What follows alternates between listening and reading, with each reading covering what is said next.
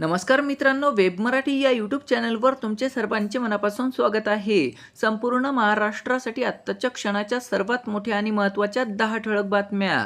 राज्यात दिवाळीपूर्वीच दिवाळी. राज्य सरकारचे 12 मोठे निर्णय. 24 सप्टेंबरपासून लागू.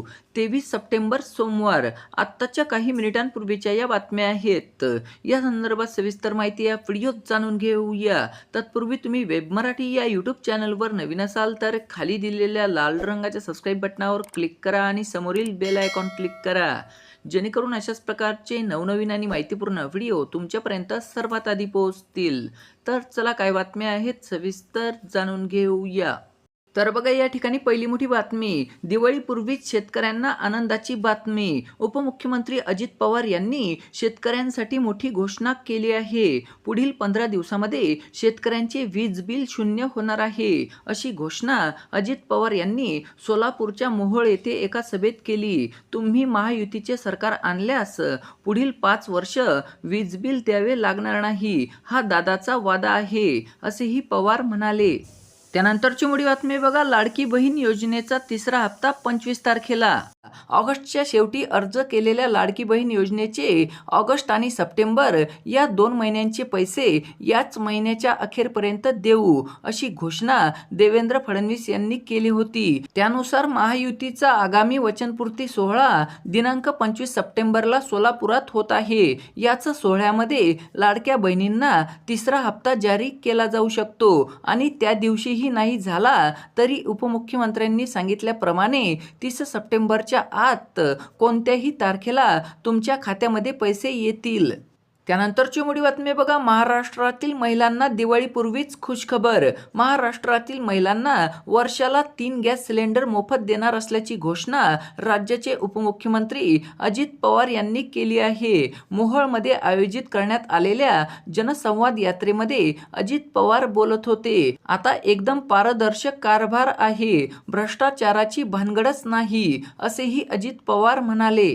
त्यानंतर लाडकी बहीण योजनेचा एकही हप्ता न मिळालेल्या महिलांसाठी मोठी बातमी. मुख्यमंत्री माझी लाडकी बहीण योजनेचा अर्ज भरला, अप्रूव्ह पण झाला. तुमच्याकडून कोणतीही अडचण नाही तरी सुद्धा आजपर्यंत तुम्हाला एकही रुपया जमा झाला नसेल किंवा योजनेसंदर्भात कोणतीही अडचण असेल तर तुम्हाला 1 क्रमांक डायल करून त्याची चौकशी करता येणार आहे. अजित पवारांच्या राष्ट्रवादीने महाराष्ट्रवादी व्हॉट्सअप हेल्पलाईन सुरू केली आहे. यामध्ये लाडक्या बहिणींना 98 61 71 71 71 या क्रमांकाशी संपर्क साधून लाडकी बहीण योजनेसंदर्भातल्या त्यांच्या समस्या सांगायच्या आहेत.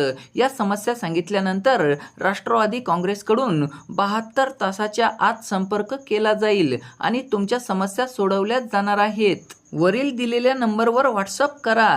तुमची भाषा, जिल्हा, मतदारसंघ, लिंग इत्यादी गोष्टी निवडा. ज्या योजनेची माहिती हवी असेल ती योजना निवडा. योजनेबद्दल समस्या असल्यास मदत हा पर्याय निवडा. समस्येनुसार पर्यायाची पुष्टी करा. यानंतर तुमची तक्रार नोंदवली जाईल. यानंतर राष्ट्रवादी काँग्रेस आपल्याशी संपर्क साधेल. त्यानंतरची मोठी बातमी बघा. उपमुख्यमंत्री अजित पवारांनी शेतकऱ्यांना दिली दिवाळीपूर्वीच गोड बातमी. चुनावी जुमला नाही. आउटडेटेड झालेल्या योजना बंद करून चांगल्या योजना आणायच्या आहेत.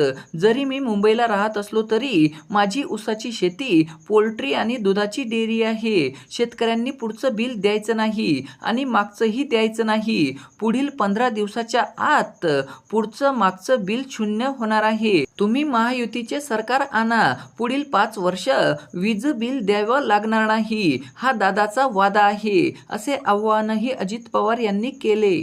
त्यानंतरची मोठी बातमी बघा. दिवाळीपूर्वीच शेतकऱ्यांना गोड बातमी. राज्य सरकारनं अवकाळी आणि अतिवृष्टीनं नुकसान केलेल्या शेतकऱ्यांना दिलासा देण्यासाठी 20 सप्टेंबर रोजी 3 शासन निर्णय प्रसिद्ध केले आहेत.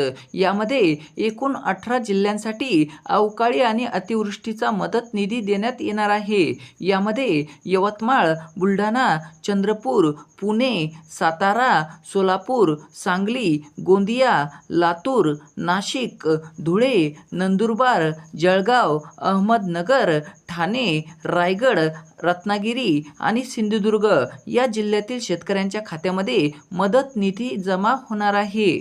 त्यानंतरची मोठी बातमी बघा, मराठा आरक्षणासंदर्भात मोठी बातमी. मराठा समाजाने जालना जिल्हा बंदची हाक दिली आहे. त्यानंतर परभणी आणि पुणे जिल्ह्यातही मराठा समाजाने बंदची हाक दिली आहे. एवढंच नाही तर आता मराठा समाजाकडून अहमदनगर जिल्हा बंदची हाक देण्यात आली आहे. मनोज जरांगे पाटील यांनी अंतरवाली सराटी येथे आमरण उपोषणाला सुरुवात केली आहे. या आंदोलनाला पाठिंबा म्हणून उद्या अहमदनगर जिल्हा बंदची हाक देण्यात आली आहे. त्यानंतरची मोठी बातमी बघा, महाराष्ट्रात 4 दिवस मुसळधार पाऊस.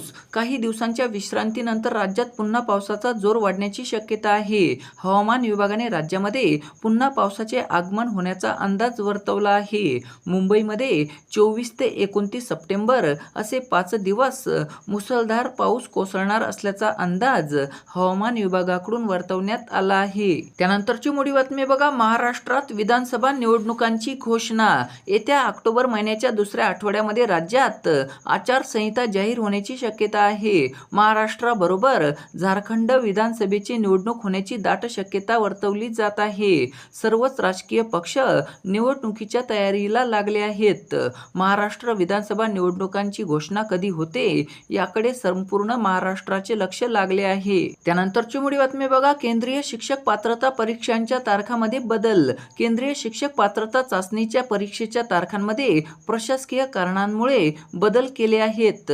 यापूर्वी जाहीर केलेल्या वेळापत्रकानुसार डिसेंबर 17तील सीईटी परीक्षा 1 डिसेंबर रोजी होणार होती. अधिकृत सूचनेनुसार आता 15 डिसेंबर 2024 रोजी ही परीक्षा घेतली जाणार आहे. त्यानंतरची मोठी बातमी बघा, भाजपचा सुपडा साफ होणार. बड्या नेत्याचं सूचक विधान. महाराष्ट्राच्या आगामी विधानसभा निवडणुकीमध्ये महायुतीचा आणि भाजपचा सुपडा साफ होणार आहे, अशा शब्दामध्ये सत्यपाल मलिक यांनी महायुतीवर निशाणा साधला आहे. त्याचवेळी विधानसभा निवडणुकीत माझा महाविकास आघाडीला पाठिंबा असेल. महाराष्ट्रातील विधानसभा निवडणुकीचा देशातील राजकीय परिस्थितीवर परिणाम दिसून येईल. मी महाराष्ट्रामध्ये महाविकास आघाडीच्या प्रचार सभांसाठी येणार असल्याचेही सत्यपाल मलिक यांनी सांगितलं. त्यानंतरची मोठी बातमी बघा, महालक्ष्मी योजनेअंतर्गत महिलांना दरमहा 2100 रुपये मिळणार. महिलांना दरमहा 2100 रुपयांची आर्थिक मदत दिली जाईल.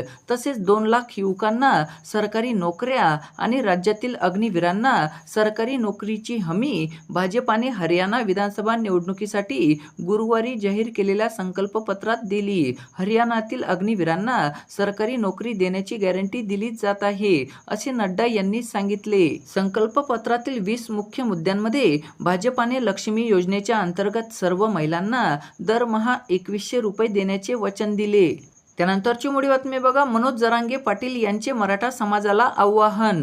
उपोषणाचा 5वा दिवस आहे. माझी प्रकृती खालावली आहे. काही बरे वाईट झाले तर राज्यामध्ये भाजपाला नेस्तनाबूत करा. देवेंद्र फडणवीस पुन्हा राजकारणात दिसता कामा नये, असे आवाहन मनोज जरांगे पाटील यांनी मराठा समाजाला केले आहे. त्यानंतर आपल्या सर्वांसाठी खतरनाक बातमी. तुम्हाला चहा किंवा वडापावची गाडी टाकायची असेल तर आता परीक्षा द्यावी लागणार आहे. 50 मार्काची ऑनलाईन आणि ऑफलाईन परीक्षा या विक्रेत्यांना द्यावी लागेल. केंद्र सरकारच्या भारतीय अन्न सुरक्षा आणि मानके प्राधिकरणाने तसे आदेश काढले आहेत.